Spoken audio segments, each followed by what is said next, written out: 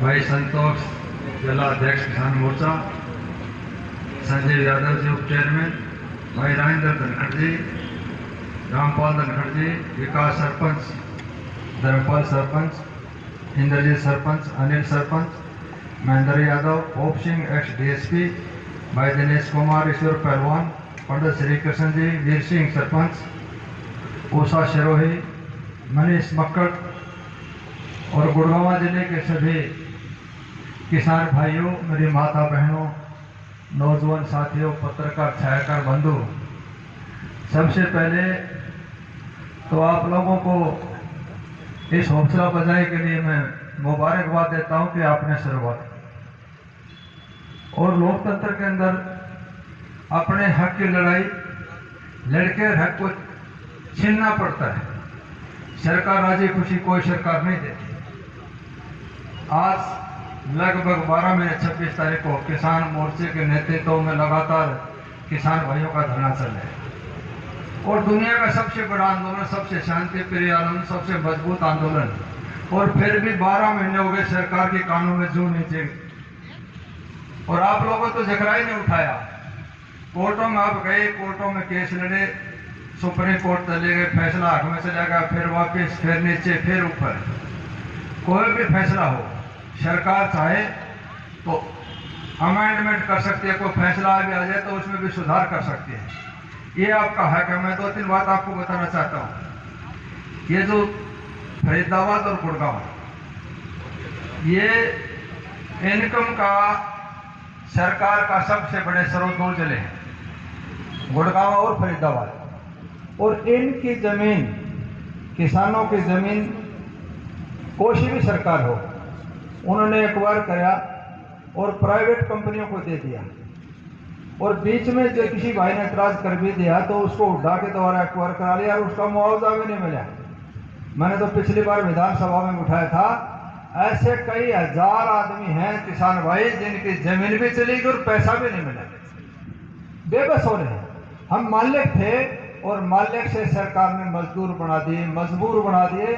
हमारे बच्चे 5-5, 7-7 हज़ार की नौकरी के लिए प्राइवेट फैक्ट्री के गेट के ऊपर खड़े हैं, एक दिन में चाहे तनख्वाह काट लेते हैं। कितनी जलालत, कितना कष्ट। हमारे बच्चे जो हिंदुस्तान का जो भविष्य था, हमारे जो बुजुर्गों ने इस जमीन को अपनी माता समझ के पेट पट्टी बांध के तकलीफ झेल के जमीन को बचाने का काम किया था, लेकिन हमारी आंखों आगे देखते देखते वो धरती माता हमारे जमीन सरकारों ने खोज ली। और आज सबसे ज्यादा मैं कहना चाहता हूं, कुछ भाइयों को हो सकता है मेरी बात कड़वी भी लगे, उस पैसे का कुछ भाइयों ने सदुपयोग कर लिया। हमारा समाज ज्यादातर अनपढ़ था और उस मिसयूज करके आज हम मोहताज हो रहे बच्चों को रोजगार देने के लिए, पेट पालने के लिए, और सरकार कह रही है कि हमने बहुत कुछ कर दिया। तो मेरा एक तो सुझाव है, मैं भाइयों को बताना चाहता हूं। मैं तो भाई पिछले 30 साल से 1990 से सामाजिक पंचायतों में रहा हूं। मुझे तो राजनीति में एमएलए बनाने के बाद पहला विधायक भी हूं जो भाइयों ने मेरे को खाप का प्रधान भी और एमएलए भी बनाया। 30 साल से लगातार कंटिन्यू, और इस 12 महीने में आंदोलन के अंदर सबसे पहले सरकार में चेयरमैन ने छोड़ के इस्तीफा देके भाइयों के साथ कंधे से कंधा मिला के, क्यों मिला कि मेरे पीड़ा है। अगर हमारे भाइयों के साथ कोई जाति जुल्म होता है तो उस राजनीति का क्या करेंगे। मैं तो दूसरे नेता लोगों से कहता हूं, अभी भी समय है। भाई राकेश को मैंने कहा था, भाई राकेश तो हमारा साथी है, निर्दलीय है, क्यों मौका चूक रहा, भाइयों के साथ जीना, भाइयों के साथ मरना, इससे बड़ा कोई फायदा हो ही नहीं सकता। जिस दिन मंत्री बना जाएगा उस दिन ये ड्राइवर बॉडीगार्ड रोड पर छोड़ के जाएंगे, उस दिन भी सारा भाइयों ने देना है और लास्ट में 5 लकड़ी भी भाइयों ने देनी है। इसलिए इससे बड़ा और कोई फायदा हो नहीं सकता। मैं तो अपने काम से सेटिस्फाई हूँ, संतुष्ट हूँ, लेकिन मैं एक बात जरूर बताना चाहता हूँ, इस सरकार की एक ही मंशा है। 7 साल से मैं देख रहा हूँ, एक ही एजेंडा है, कुछ मत करो, कोई काम नहीं, कोई योजना नहीं, कोई प्लान नहीं, नीचे से लेकर ऊपर तक, चाहे घर बारी हो, चाहे दरबारी हो, चाहे कर्मचारी हो, चाहे व्यापारी हो, सब कुछ होगी। लेकिन वोट की बात आती है तो जाति पाति का जहर खोल देते हैं। अब इलाहाबाद का उपचुनाव देखिए, उसका भाई 376 302 का मुलजिम, 2 जाट कैंडिडेट होने का 9 जाट का रास्ते से पीछे ही धकेल दिया।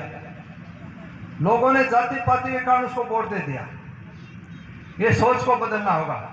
जब बड़े बड़े वादे करे थे लोकसभा चुनाव विधानसभा से पहले, ऐसे करेंगे, आय दोगुनी होगी, 4 गुना होगी, 2 करोड़ रोजगार देंगे, खाते में पैसे पूछेंगे, पता नहीं क्या क्या लॉलीपॉप दिया, और हम लोगों ने सबने उसका सरकार बनाने का मौका दे दिया। लेकिन उसके बाद हुआ क्या? आज कोई विकास की कोई चर्चा है? जो हिंदुस्तान का भविष्य जो मेरे सामने बैठे हैं, जो नौजवान साथी बैठे हैं, हर गांव के अंदर 500 700 घूम रहे हैं, किसी को रोजगार नहीं, कोई व्यवस्था नहीं। इस हिंदुस्तान का भविष्य का क्या हो, किसी कोई सोच नहीं है। कहाँ जाएगा नौजवान, उसको कहाँ ले जाना चाहते हैं? और दूसरी, एक नीचे नीचे और भी घर करके हमारे नौजवान भी नशे की तरफ लत करके बादल के अंदर 35-30 गाँव के समय का नशा करने लगे, दूसरा नशा करने लगे, जवान बर्बाद हो रहे हैं। सरकारी कोई चिंता नहीं, देश चारों तरफ से विषम परिस्थितियों में गुजर है, चाहे चाइना हो, चाहे पाकिस्तान हो, चाहे बांग्लादेश हो, चाहे तालिबानी हो, चाहे कोई भी हो, अफगानिस्तान हो, बाहर का दबाव और अंदर से देश जो खोखला हो रहा है, जो जाति पाति का जहर हो रहा है, हम एक दूसरे के भाई के दुश्मन बनेंगे। सबसे बड़ी गिरावट की बात यह है, हमारा समाज ये नहीं था। हमारा समाज 36 बिरादरी का सब भाईचारा था। तो मेरी तो एक भाइयों से प्रार्थना है, भाई आज से ये कसम जरूर खा लो कि कोई जाति पाति नहीं, इंसान इंसान है, सबको साथ लेके सबको जीने का हक है। अपने घर में मिठाई बनती थी, देखो पड़ोसी का तवा चढ़ा नहीं चढ़ा, उसको भी जीने का हक है। लेकिन सरकार चाहती है इनके अंदर फाड़ डालते रहो, कुछ नहीं करेंगे, वोट डालते रहेंगे। इसलिए जरूरी है इस नस्ल को, इस किसानी को और इंसानियत को बचाने के लिए अगर हम एकजुट होकर लड़ेंगे। मेरी एक भाइयों से मेरा दूसरा सुझाव ये भी है, अगर जितनी भी जमीन एक्वायर हो रही है, चाहे वो कभी से हो रही हो, 2002 से लेके 95 से लेके 2022 तक, जिस सरकार ने एक्वायर कर रखी है, जिस किसान के साथ जाति और जुल्म हो रहा है, सबको बाकायदा अलाउंसमेंट करो। भाई जमीन से संबंधित जिस भी भाई की, जिस भी गांव की, जिस भी जिम्मेदारी कोई समस्या है, तो फलाने दिन यहाँ इकट्ठे होंगे, जैसे आज लोगों ने इकट्ठा कराया, इकट्ठा करके और तमाम किसान संयुक्त मोर्चा, तमाम खापे, सबको बुलाओ और ये बात अपनी रखो कि मेरे साथ ये जुल्म हो रहा है, उसकी लड़ाई लड़ने के मैं भाइयों को विश्वास और भरोसा दिलाना चाहता हूँ। एक खाप का प्रधान होने के नाते, एक विधायक होने के नाते, मैंने तो पिछली विधानसभा में उठाया था, अभी 15 दिन के बाद सेशन फिर शुरू हो रहा है। आपकी बात को प्रमुखता के रिकॉर्ड के साथ प्रस्तुत करूंगा, भाइयों को विश्वास और भरोसा दिलाना चाहता हूँ। आपकी लड़ाई लड़ेंगे, ये हमारा भाईचारा अगर किसी तकलीफ नहीं मिट पाए तो फिर कोई फायदा नहीं इस राजनीति का। इसलिए जो मेरा सुझाव है, तमाम चाहे बाकायदा टेलीविजन में ऐड देके भी, अखबार में भी ये घोषणा कर दो, जमीन से संबंधित जिस भी गांव में किसी भी भाई की समस्या है, वो फलानी तारीख को तमाम खाप, ये दोबारा प्रधान जी अगली बार डेट जो करके यहीं पर रखो और तमाम खापों के प्रधानों को, तमाम जो जमींदार उनको और तमाम जो गांव है वहां इकट्ठे होकर कोई फैसला ले। जब आप संख्या में ज्यादा होंगे तो आपकी आवाज को सुनना पड़ेगा, लोकतंत्र का हिस्सा है। लेकिन सरकार की हर धार्मिकता के कारण जिस प्रकार एक तरफी कोशिश कर रही है तानाशाही की, सिर्फ हिंदुस्तान के अंदर 7 साल जो मोदी जी के अहंकार को जरूरत था, इसको रोकने का जो काम किया सिर्फ किसान भाइयों ने किया, बाकी सब आंदोलन फैल करने का इसकी भी पूरी कोशिश करी। लेकिन ये 85% छोटी किसानी, ये सेल्फ इंडिपेंडेंट, खुद का अपना रोजगार ले, उन बच्चों को पेट पाल रहे हैं। ये कारपोरेट घराने की जो महंगा पड़ रही है, जब 12 लाख रुपए किले के हिसाब से एक्वायर कराया और अमेरिका की कंपनी को 3,500 एकड़, 3 करोड़ एकड़ के हिसाब से जमीन दे दी, 3 करोड़ 22 लाख रुपए, 12 से लेकर 3 करोड़ 22 लाख, कितने गुना हो गया। ये पैसा जो जमींदार, जो जमीन का मालिक था, ये पैसा उसको मिलना चाहिए था। या तो कोई सरकार को प्लान, कोई योजना होती, बच्चों को रोजगार देते, कोई नया कारखाना बनता। आज पूरे प्रदेश का पलायन हो रहा है, व्यापारी, कोई कारखाना नहीं, कोई प्रोजेक्ट नहीं, वैसे ही लूट खसोट मचा के आज बर्बादी के कागार पर पहुंच गया। तो मेरे भाइयों से प्रार्थना है, सुझाव में बड़ी पंचायत, दूसरी अपना लगातार प्रदर्शन करते रहे, चाहे आप कहीं कहीं। एक रास्ता रोक रखा पूरे गांव का, स्टेशन के ऊपर बाणी बेटी जाने के लिए रास्ता नहीं है। एक तरफ सरकार कहती है बेटी बचाओ बेटी पढ़ाओ, अगर झुंडा में कोई बेटी जाएगी तो उसके साथ क्या हाल होगा, जो रोड पर चले वो सुरक्षित नहीं है। इसलिए उस रास्ते को सरकार में तुरंत प्रभाव से पूरे गांव की समस्या, उसका भी मुद्दा उसके अंदर उठाएंगे और भाइयों को होना चाहिए। दूसरी मेरी भाइयों से एक और प्रार्थना है, हर मोर्चे के अंदर, हर किसान आंदोलन जो चल रहा है उसमें अपनी भागीदारी दें, कम से कम जाए, भाइयों को देखे सही। और उनकी पीड़ा है, जब सबकी एक ही पीड़ा है, तो सब भाई लड़ाई लड़े इकट्ठे हो गए। जो सरकार की मंशा है सिर्फ जाति पाति का, और इस जाति पाति कारण मेरे बुजुर्गों भाइयों ने बहुत बड़ी तकलीफ झेली है। ये भाई चर्चा कर रहे थे हमारे, जब मोहम्मद गजनवी अफगानिस्तान से आया था 11,000 सैनिक लेके आया था। सैनिक भी नहीं लेते तो सिर्फ लुटेरे थे। और दिल्ली के ऊपर उसने अटैक किया। दिल्ली की संख्या थी 77,000। 11,000 ने 77,000 गोलियां नीचे दाब की मारते। लेकिन इस जाति पाति के कारण 70% लोग छाते पर खड़े खड़े तमाशे देखते रहे। जो हिंदुस्तान का भाग्य लिखने जाना था 30% ने लड़ाई लड़ी। जब 30% कट गए तो 70 का भी नंबर आया। इस जाति पाति के कारण मेरे बुजुर्गों भाई हमने 900 साल गुलामी झेलनी पड़ी। और वो ही सिलसिला अब शुरू हो गया। जाति पाति का जहर घोलो, कुछ करने। पड़ोसी के बच्चा पेट में तकलीफ होगी, दर्द हो गया तो गाड़ी लेके पड़ोसी जाएगा। ये दूसरे भाई जो चल के आएंगे नेता लोग, उस टाइम तक बच्चा टेम्परेचर 2 डिग्री सेल्सियस है जाता तड़प के मर जाएगा। ये कुछ नहीं सोता। इसलिए मेरी भाइयों से प्रार्थना है, एक तो जाति पाति काटा मारो, दूसरी चाहे कुछ भी हो अपने बच्चों को जरूर पढ़ाओ और नशे से बचाओ। समय गांजा चरस अफीम पता नहीं केवल कौन का नशा, हिंदुस्तान का भविष्य जो खोखला हो रहा है। किसी सरकार किसी नेता की सोच नहीं है। उनको भी पढ़ाओ और अपने आगे बढ़ो, क्लास करके लड़ाई लड़ो, कामयाबी मिलेगी। और जो भी कमेटी फैसला करेगी, मैं भाइयों को विश्वास और भरोसा दिलाना चाहता हूँ। एक खाप होने कप्तान होने के नाते, MLA होने के नाते कोई सीमा नहीं, कोई क्षेत्र नहीं। हम भाइयों की लड़ाई लड़ने के आत्माशे, ये मेरी भूख है।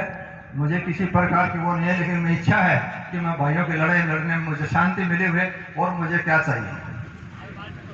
राजनीति का मकसद मेरे बुजुर्गों भाई धन दौलत इकट्ठी करना नहीं है। बड़ी बड़ी कोठी बंगले बनाना, धन दौलत इकट्ठी करना, मंत्री संतरी और मुख्यमंत्री बनना कोई बड़ी बात नहीं। जब आप लोगों की मेहरबानी होकर खा जाए किसी ने क्या बना दे। सबसे बड़ी बात है इंसानियत हो। और इंसानियत वो है किसी दूसरे का काम है, किसी भूखे को भोजन, किसी प्यासे को पिलाए, किसी दुखिया का दुख बटाए, किसी बेसहारा हमारी गरीब बहन बेटी की इज्जत बचाए। ये इबादत है, हमारा धर्म है। हमारा तो ये सोचता था क्या खोटा करने वाला जगह कहाँ थी? भगवान को प्राप्त करने का शोध का केंद्र था हिंदुस्तान। ये लुटेरे कहाँ से आ गए? नीचे से लेकर ऊपर तक बेड़ा गर्भ हो गया। जब देश आजाद होया, जब देश के कुर्बानी देने वाला हाथ में कमान आनी चाहिए, उनके हाथ में कमान आई। वही 5, 10, 20 राज कराने, वो 500, 400 रियासत वाले पैसे वाले वही राजनीति में आगे। और उन्होंने जो भाइयों के नाड़ कटवाते थे, गरीब की तकलीफ को गरीब जानता है। जिसके चोट लगती है उसको पता है दर्द कितना है। इन्हें पता ही नहीं है।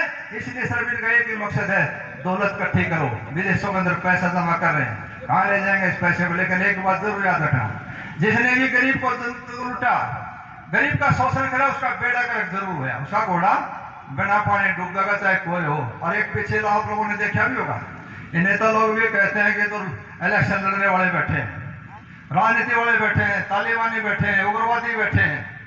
आज इनसे पूछे कौन बैठे हैं? ये सिर्फ अपने हक की लड़ाई लड़ने के, अपनी कौम और नस्ल को बचाने के लिए, किसानी को बचाने के लिए लड़ाई लड़ रहे हैं। कोई सुनने वाला भी नहीं। इसके बाद 12 महीने से लड़ाई लड़ रहे हैं। तो मैं तो कहता हूँ भाई आंदोलन में कामयाबी लो और उसके बाद में विधानसभा में और पार्लियामेंट में आप अपने भाइयों में से किसी को भी भेजो। छोड़ो पार्टी पुर्टियां, हमारे को बढ़ा दिया, सारी पार्टी मुद्दे को 11 गाड़ी भारत छुट्टी भवन बढ़ा दिया। क्या दिक्कत है? आपकी आवाज उठाने वाला आपके बीच का हो, आपकी तकलीफ को जानता हो। अगर पार्लियामेंट और विधानसभा में आते से ज्यादा MP, लोकसभा में आते ज्यादा MLA आपके विधानसभा में होते तो बिल पास होते हैं। ये सभी बिल इसलिए पास हो गए कि हमारे वहां भाई हमारी पीड़ा को समझने वाले नहीं थे। इसलिए वहां पीड़ा में समझने वाले जाएंगे तो आपको हक मिलेगा। आप शुरुआत करो, आपकी आवाज मैं आपको बताता हूं। ये जो गुड़गांव के जितने भाई आज इकट्ठे हुए हैं, औरों से ज्यादा बड़ा मैसेज आएगा इसका, क्योंकि आपको तो आंदोलन माने नहीं रहे। ये आंदोलन तो सिर्फ पवित्र दक्षिण हरियाणा का सोनीपत, रोहतक, कुछ जाटा का आंदोलन मान नहीं सरकार। जब आप लोग यहाँ सारा गुड़गांव जो खड़ा होगा, इकोनॉमिक सबसे बड़ी ताकत है हिंदुस्तान हरियाणा की गुड़गांव। और गुड़गांव